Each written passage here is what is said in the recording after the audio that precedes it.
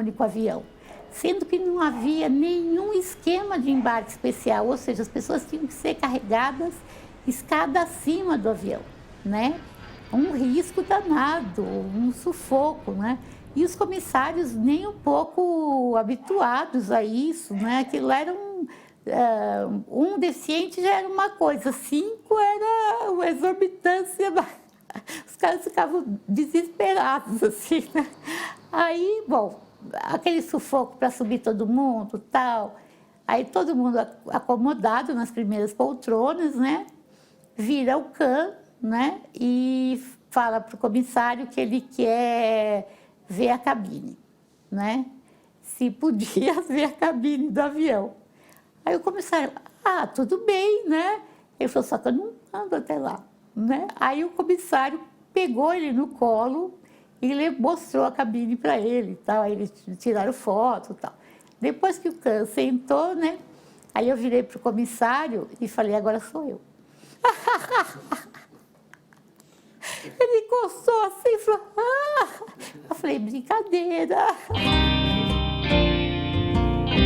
Pessoas dormiam em alojamentos, no exército, em alguns em pensão, em casa de amigo, em hotel. Foi uma revolução. Acho que nunca uma sociedade viu tantas pessoas com algum tipo de deficiência juntas de uma vez só. A gente tinha que aparecer, a gente tinha que mostrar a cara.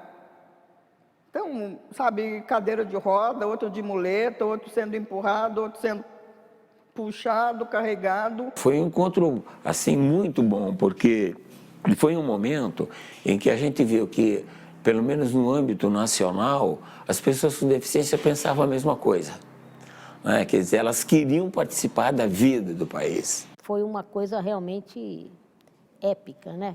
E conseguimos, né? Conseguimos. E fizemos, e foi um encontro onde se discutiu todas as questões relativas às pessoas com deficiência, né? A gente estava lutando para que a nossa voz fosse respeitada, né? Então, muitas vezes, antes do movimento, quem falava pelas pessoas com deficiência eram as instituições, eram as famílias, né? E os médicos, os profissionais, né? As pessoas com deficiência nunca eram consultadas, né? Então, o movimento tinha muito forte isso, a necessidade de dar voz às próprias pessoas com deficiência.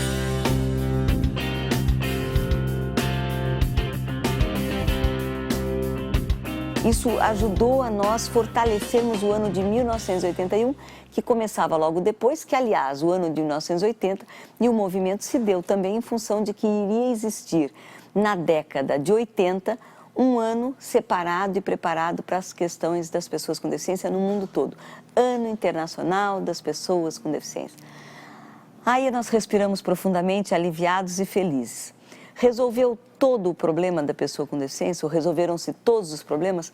Obviamente que não. 81 foi o ano divisor de águas, porque eu entendo que serviu para basicamente dois fins.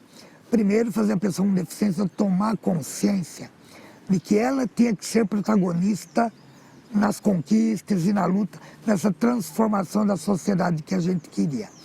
E o segundo objetivo, e não menos importante, a conscientização da população de que a pessoa com deficiência não tinha que ser tratado nem com paternalismo, nem ser marginalizada.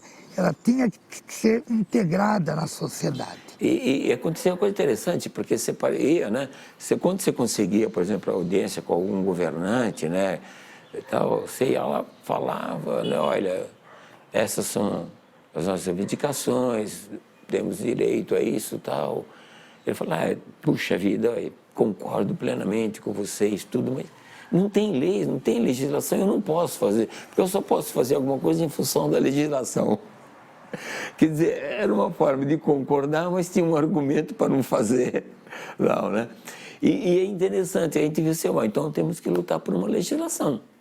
Precisávamos ter uma visão de uma política efetiva que não apenas ouvisse, mas executasse as afirmações ou as medidas afirmativas que significassem a garantia para este grupo. 81 foi ótimo e coincidiu com a nossa história, porque permitiu um período intermediário de 81 a 88 para que a gente se conscientizasse, para que a gente se mobilizasse, para que na Constituinte em 88 a gente tivesse realmente argumentos e um mínimo de lucidez para realmente ter uma participação muito ativa e efetiva como nós tivemos em 88.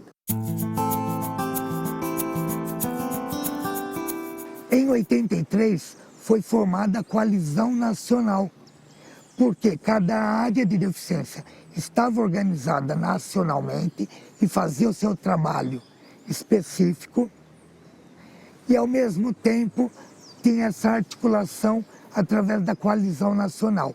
E por isso que se chegou na Constituinte.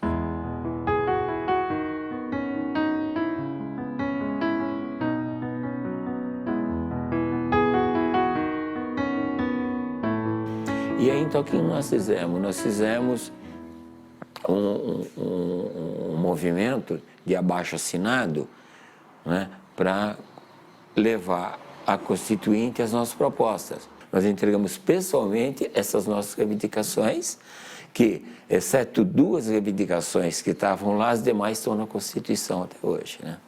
Eu acho que uma das principais conquistas, né, e a maioria das pessoas com deficiência que você perguntar, acho que elas vão concordar comigo, é a legislação, principalmente depois da Constituinte. Uma coisa inédita, né? Nunca antes tinha acontecido, e tudo, praticamente tudo o que a gente reivindicou foi acolhido pela Constituição. Eu acho que assim, quais foram os frutos de toda essa história de mobilização, né?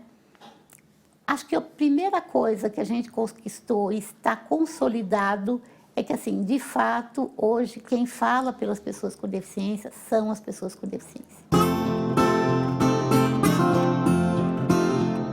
Nós criamos, assim, uma legislação muito ampla que garanta muitos dos nossos direitos. O tema entrou em discussão, as pessoas passaram a se preocupar. E eu acho que isso ajudou a vencer um grande desafio que existia na área, que era até a própria segregação familiar. Tirou-se da invisibilidade este grupo de pessoas e descobriu-se que elas tinham vontade própria, capacidade de organização, uma incrível capacidade de mobilização e propostas concretas. Nós não somos coadjuvantes na inclusão, nós somos protagonistas.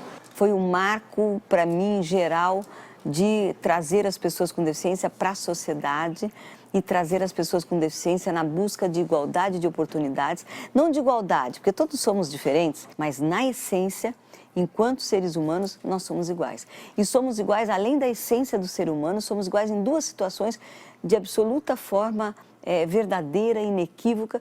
Primeiro, perante a lei. Artigo 5º da Constituição Federal, desde 1988, uma Constituição que já tem 25 anos. Todos são iguais perante a lei.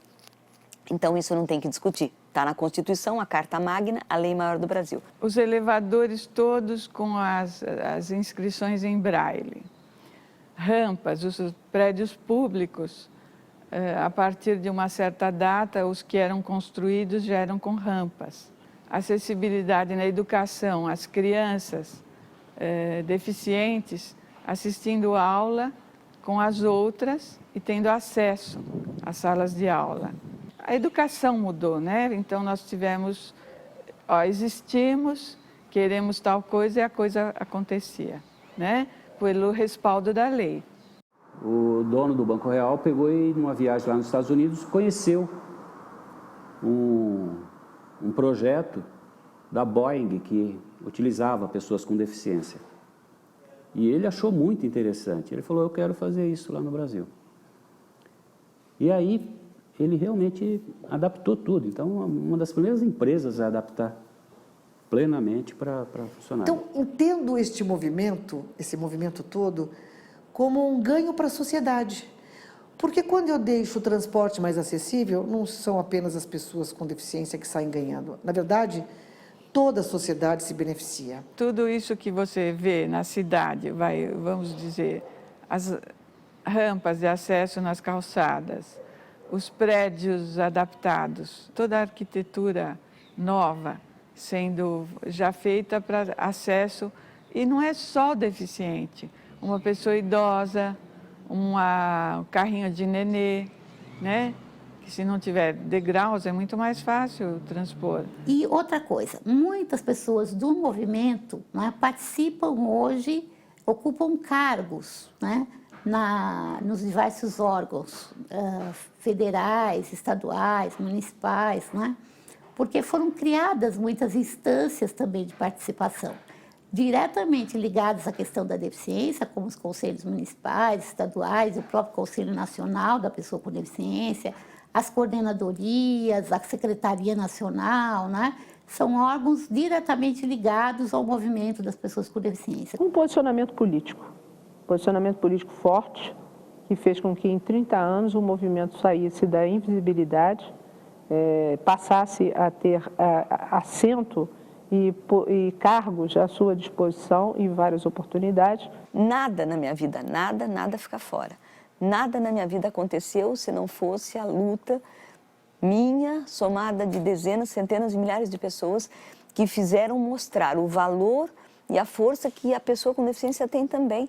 Você não deixa de ser deficiente porque você parou, você não deixa de ser gente porque você parou de andar. Você não deixa de ser pessoa humana porque você parou de enxergar. Você não deixa de ser ser humano porque você parou de ouvir, ou porque você amputou um membro, braço, perna, orelha, seja o que for. Você é gente como todo mundo, tem direitos e tem deveres e tem direito a ser feliz. A cidadania, ela é construída. Você não dá uma porção de cidadania para uma pessoa, né? Não se mede por quilo, por metro, né? É por conquista. Então, eu vou dizer mais, que se a cidadania fosse parto,